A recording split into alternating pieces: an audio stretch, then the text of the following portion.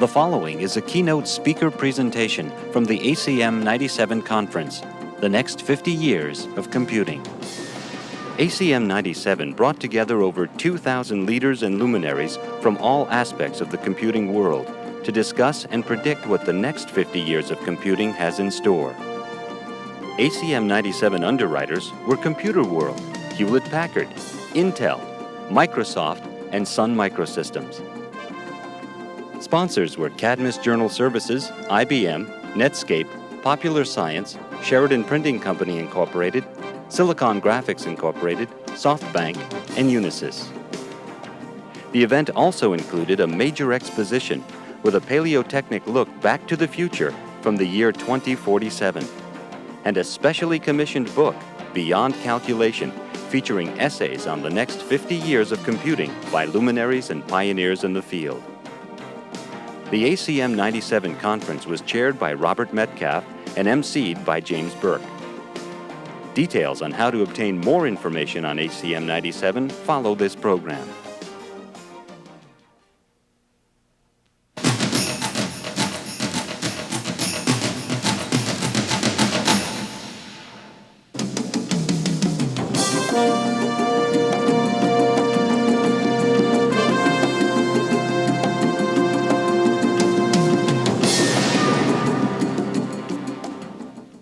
Ladies and gentlemen, James Burke.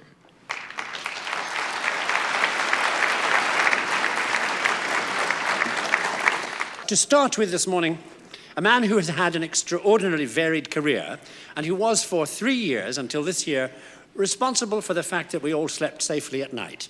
And I mean we Brits as well as you Yanks. Let's see a few snapshots from his career. He started with a PhD in math from Penn State. He spent time in the Army. He was Director of Defense Electronics at Sylvania General Telephone and was Executive Vice President of a San Francisco investment banking firm specializing in high tech. He's been trustee for the Carnegie Endowment for International Peace, served on a number of government advisory boards, including the President's Foreign Intelligence Advisory Board and the Technical Review Panel of the U.S. Senate Select Committee on Intelligence.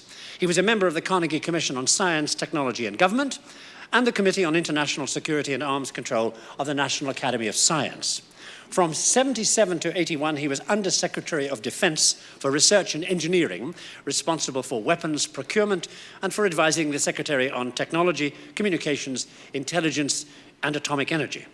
After that, he went off to become Chairman of Technology Strategies Alliance, Professor of Engineering at Stanford, and Co-Director of Stanford's Center for International Security and Arms Control. And then, to top it all, in 1994, the US Senate unanimously voted him Secretary of Defense. Here to speak about the long-term impact of information technology on international security, it gives me very great pleasure to welcome the Honorable William Perry.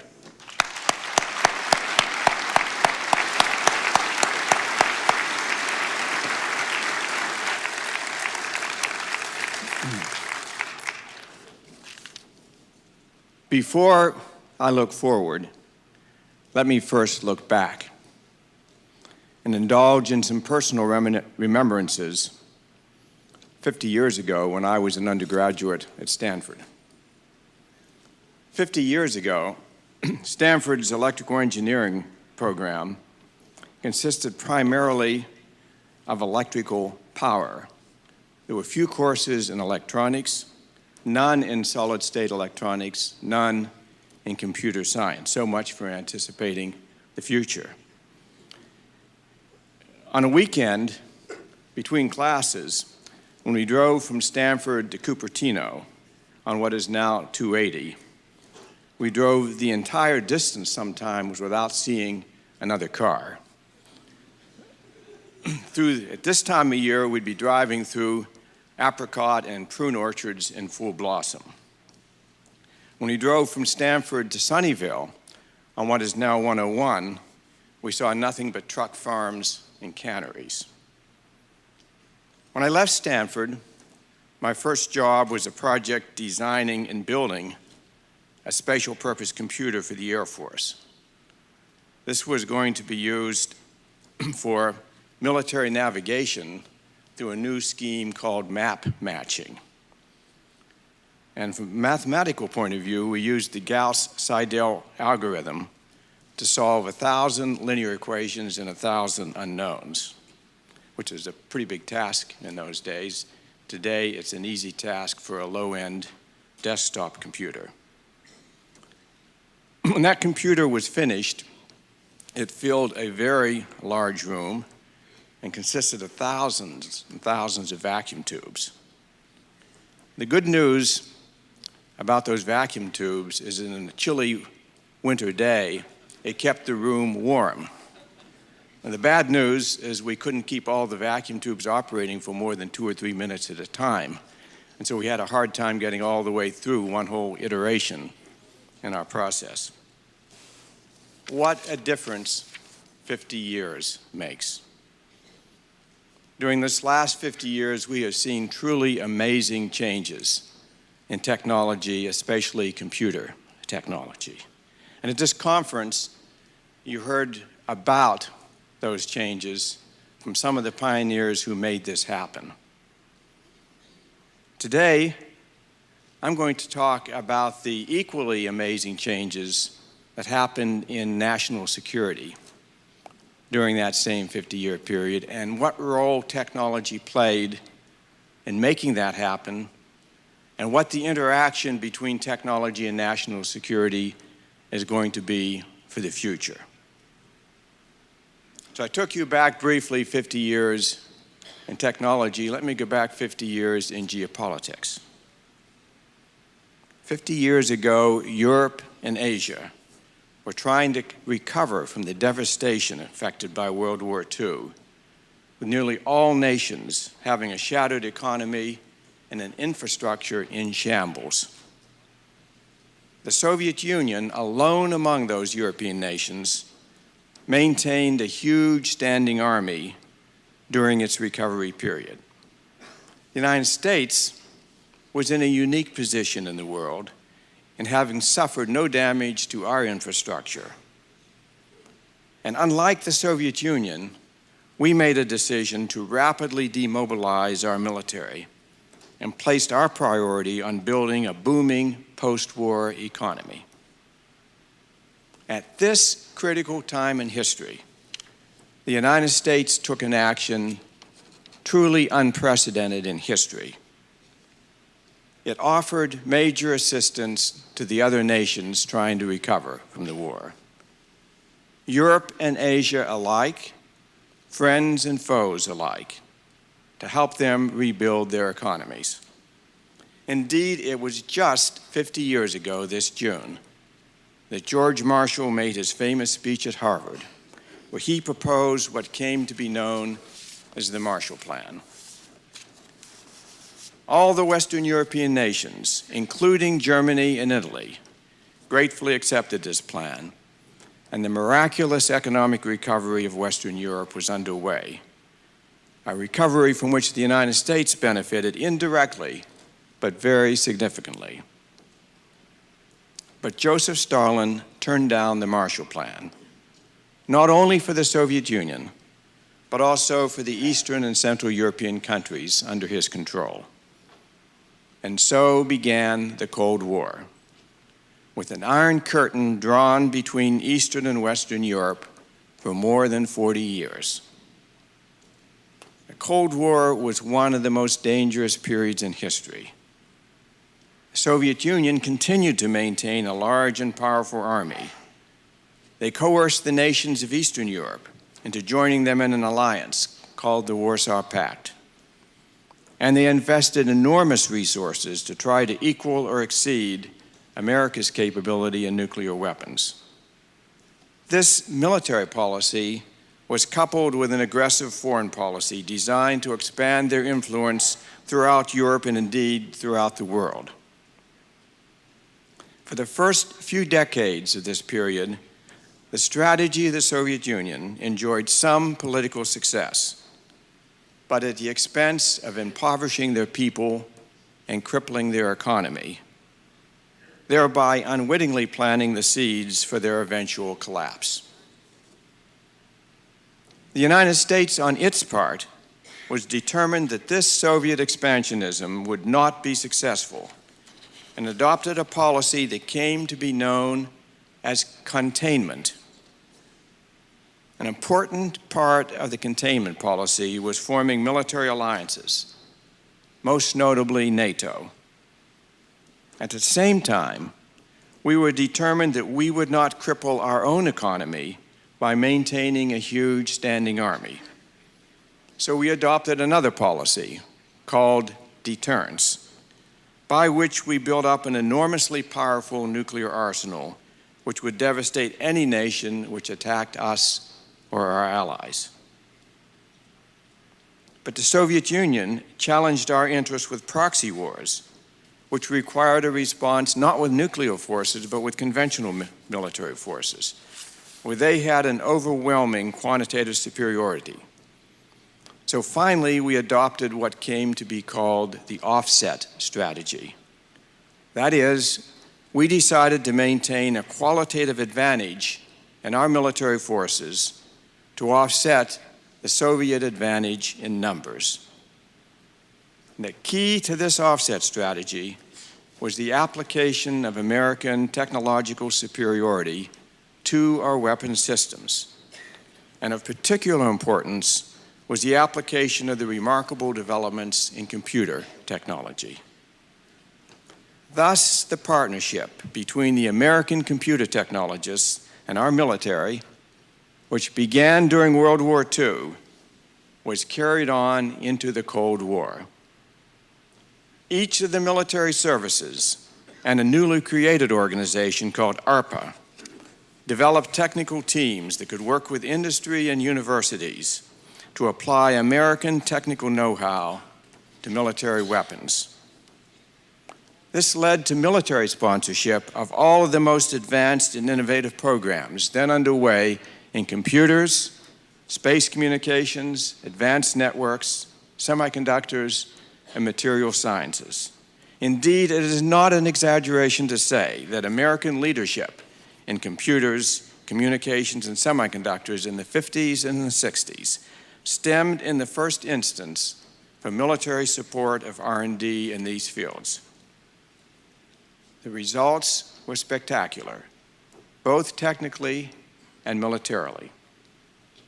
During this period, we developed supercomputers used in decryption, in the design of nuclear weapons, and in the simulation of advanced missiles and aircraft. We developed military satellites for global communications, reconnaissance, and navigation.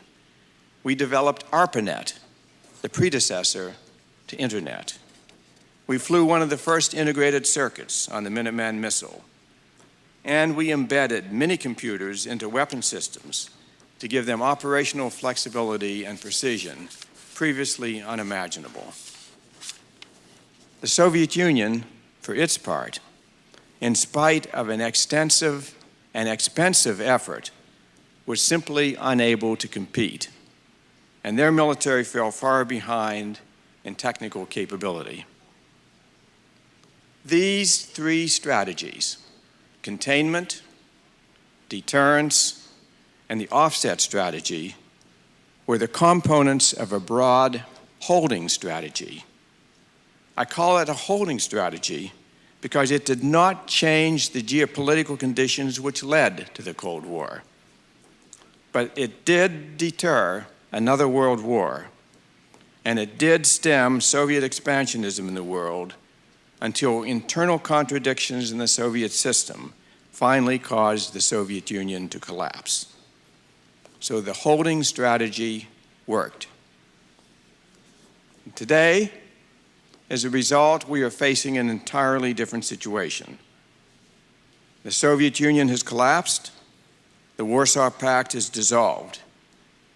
Russia and the other successor states to the Soviet Union are trying to form democratic governments with free market economies. Europe is no longer threatened with a Soviet blitzkrieg. The world is no longer threatened with nuclear holocaust. But it is still a dangerous world. The peaceful transition to market societies with free market economies is difficult and accompanied by turmoil. As the Italian philosopher Gramsci once said, The old has died, but the new has not yet been born. And in the meantime, a great variety of morbid symptoms appear. These morbid symptoms in Eastern European nations cause problems for them and their immediate neighbors. But the morbid symptoms in Russia cause a potential danger for the whole world, where this turmoil coexists with still more than 20,000 nuclear weapons. Moreover, rogue nations, Iraq, Iran, North Korea, are trying to get nuclear weapons, which would greatly add to the danger they already pose to their neighbors with their large, conventionally armed military forces. So we live in a new era, with a new and entirely different security problems from those we faced during the Cold War. During the Cold War, we dealt with our security problems with a containment strategy, a deterrent strategy, and an offset strategy. What are the strategies for dealing with these new problems? And how do these strategies affect the computer world? Today, instead of containment of the Warsaw Pact and the Soviet Union, we seek engagement with them. An example of the engagement policy is the Partnership for Peace, in which all 16 NATO nations work with more than 20 Eastern and Central European nations to demonstrate how the military can support democratic institutions. Another example is the effort to bring about a peace in Bosnia, where NATO works cooperatively with a dozen Eastern European nations, including Russia. 10 years ago, or even 5 years ago, who would have believed that in Bosnia today there would be a Russian brigade operating under an American division with an American division commander? And that is what is happening today. Similarly, instead of practicing deterrence, we practice what I call preventive defense. Preventive defense is like preventive medicine. It is those actions which create the conditions for peace, thereby preventing the need for military conflict.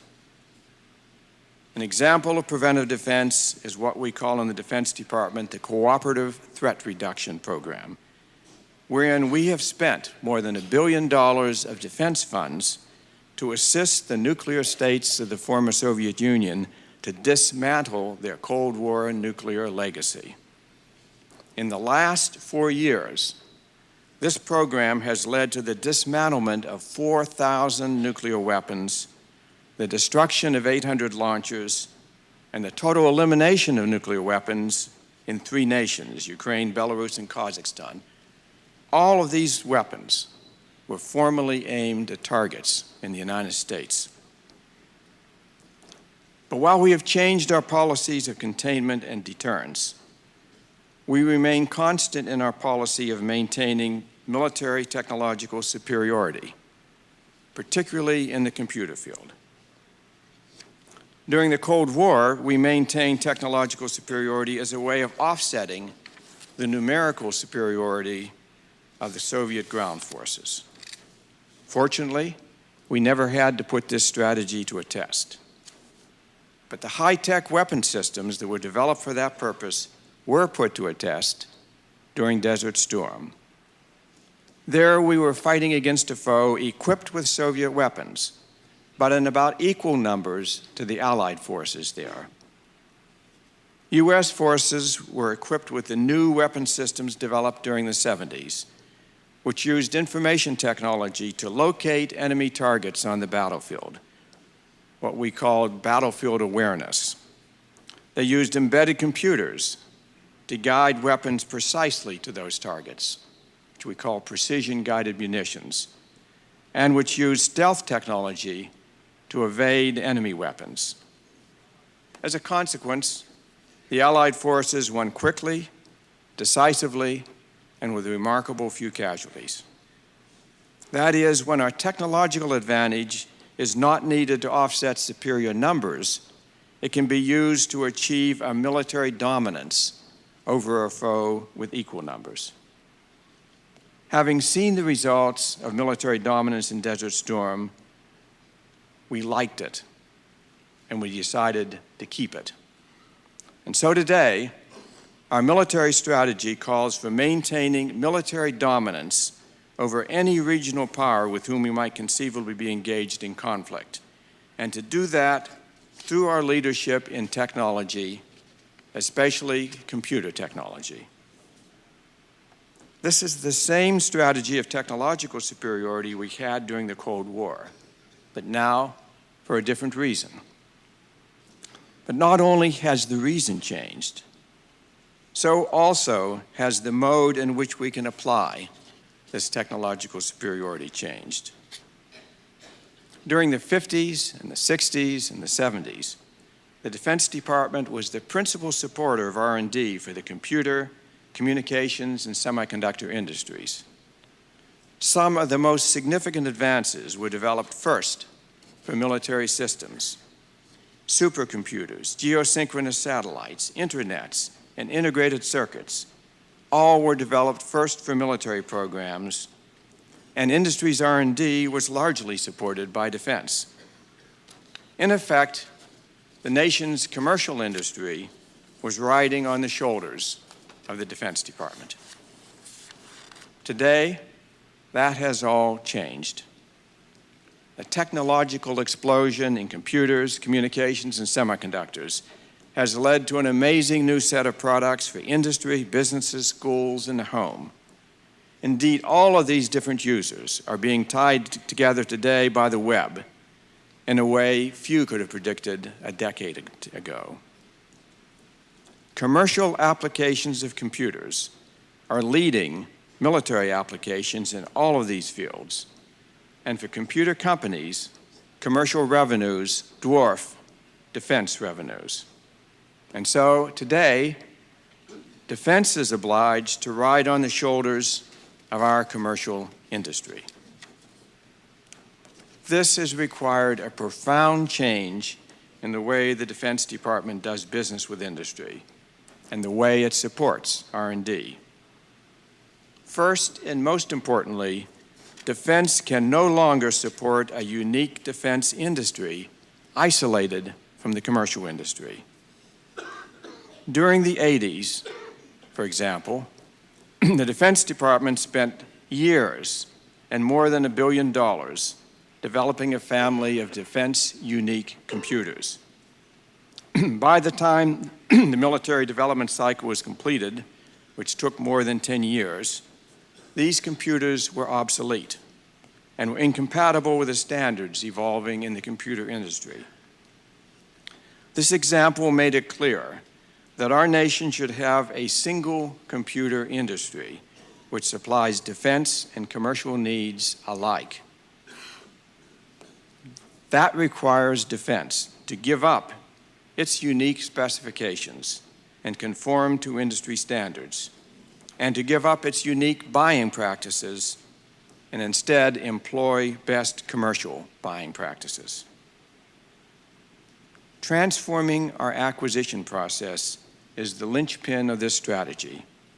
Indeed, it is required if we are to maintain the dominance of our military forces into the next century. That is why acquisition reform was a primary goal of mine when I went to the Pentagon 4 years ago. I had in mind something that Victor Hugo once wrote. He said, "More powerful than the tread of mighty armies is an idea whose time has come."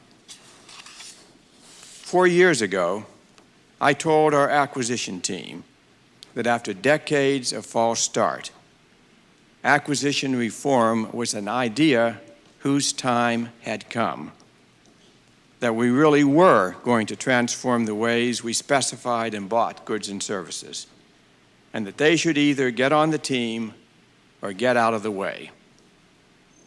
Most of them enthusiastically got on the team, and we are already seeing the results. For example, we had a pilot program in acquisition reform on the Joint Direct Attack Munitions Program. Essentially, this program turns dumb bombs into smart bombs. It does this by adding a global positioning satellite receiver and a computer-based control system to guide the fins on the bomb.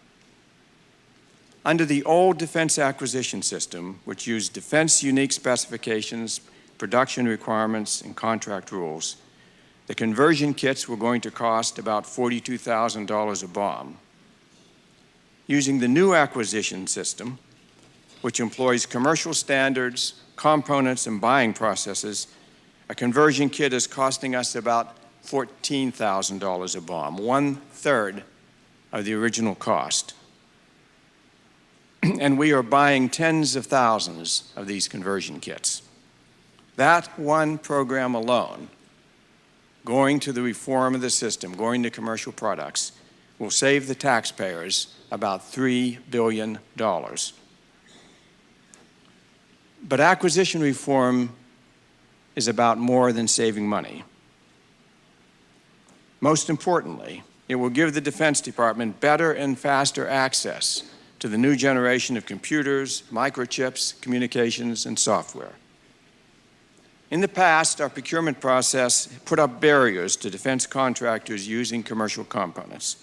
And these barriers prevented timely access to the information technology which was developing at a breathtaking pace in the commercial marketplace. Acquisition reform breaks down these barriers, speeding up our access to the information technologies by several generations. Well, the acquisition reforms I've described are well underway and are truly revolutionizing our buying process.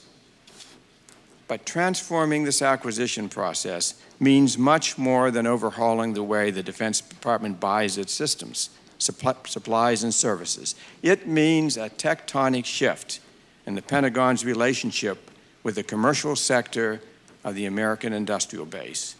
It means a tectonic shift in the way we adopt and adapt technology from the commercial sector to the military uses. And it means a tectonic shift in the way we get that technology into the hands of the troops.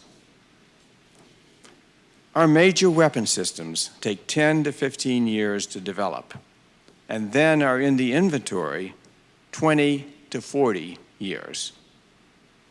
But the computer technology that most influences their competitive advantage changes every 2 or 3 years. So we need to evolve a system strategy that keeps major weapon systems in the field for several decades, but updates them every few years with new information technology, whenever real military advantage is realized from this new technology. We have underway today at Fort Hood a large-scale experimental program to do just that.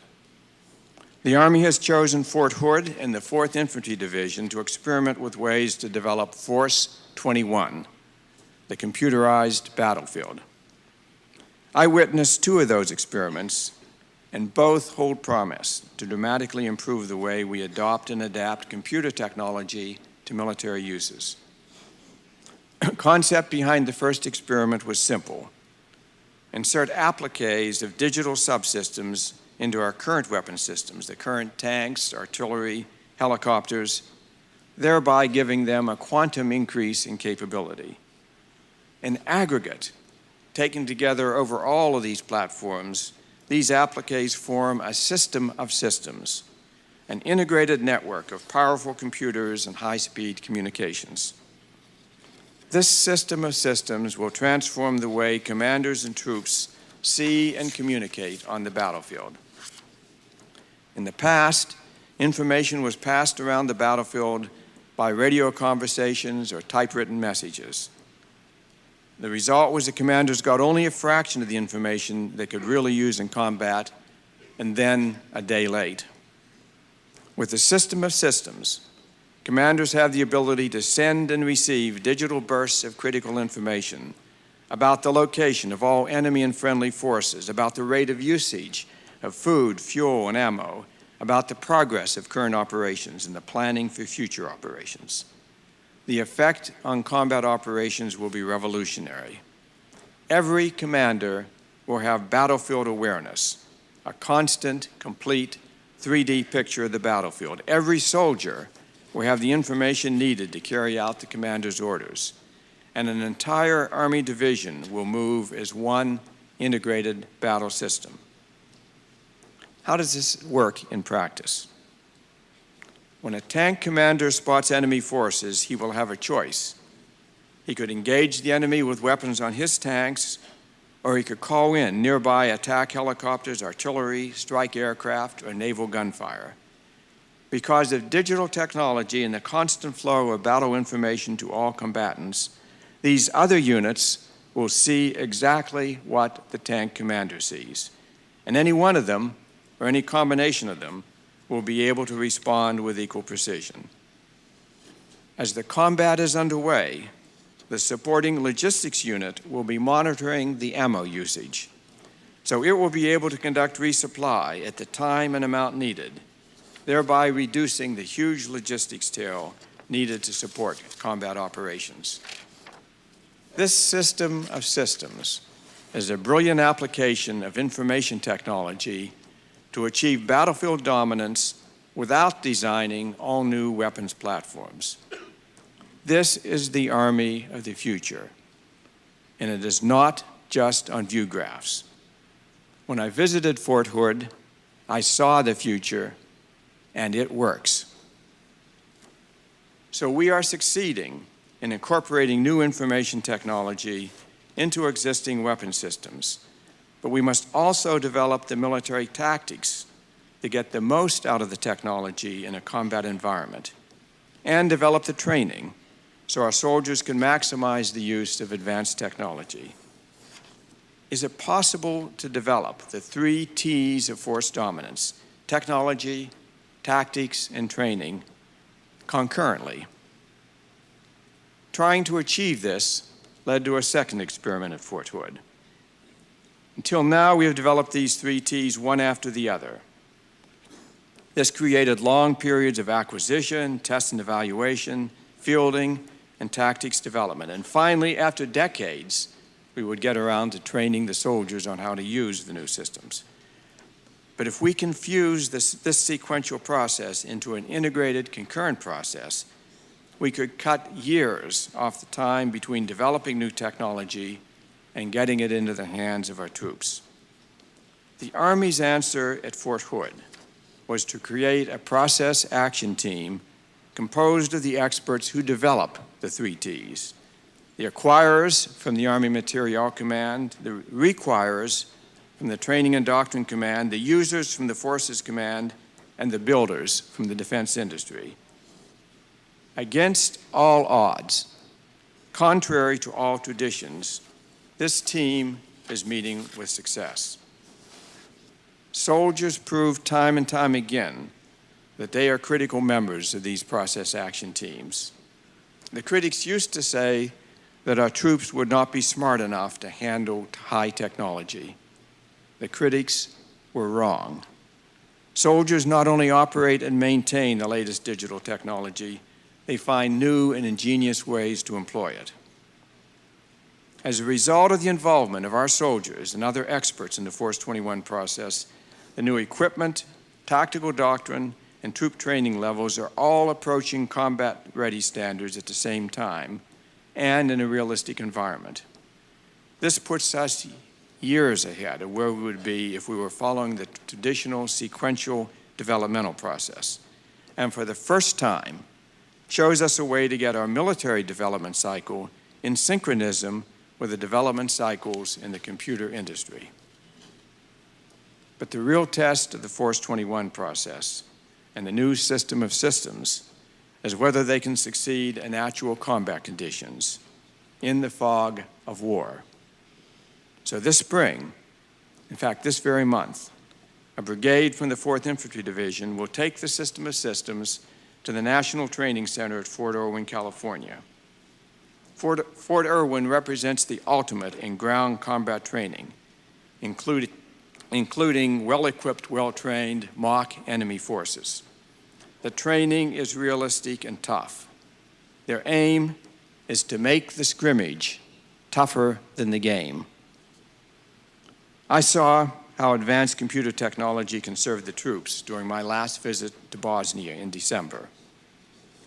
As I toured one of our base camps, a young soldier showed me a computer terminal hooked up to a satellite dish outside.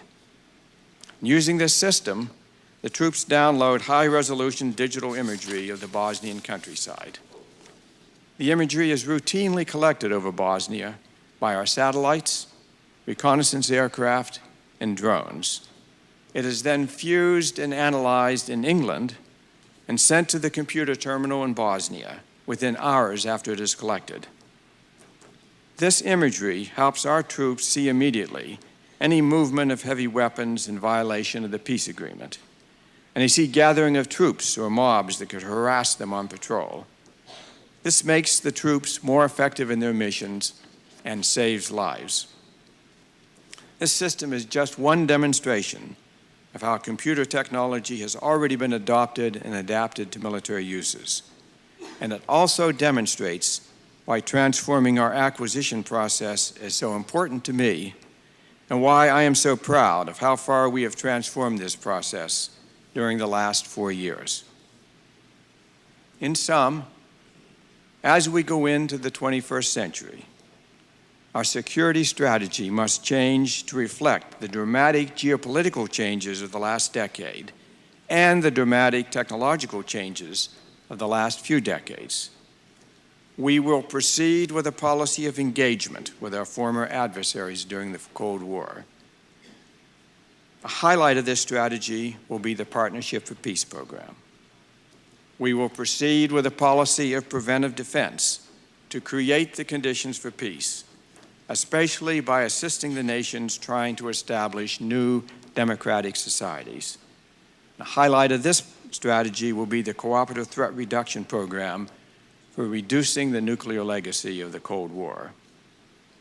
And we will proceed with a policy of maintaining the military dominance of our forces by the timely application of our computer technology. To do this in the face of the remarkable technological advances being made in the computer industry today requires a complete transformation of the way the Pentagon does business. That transformation has been underway for the last 4 years and has already met with significant success. Winston Churchill once said, "You can always count on Americans to do the right thing after having first exhausted all other alternatives."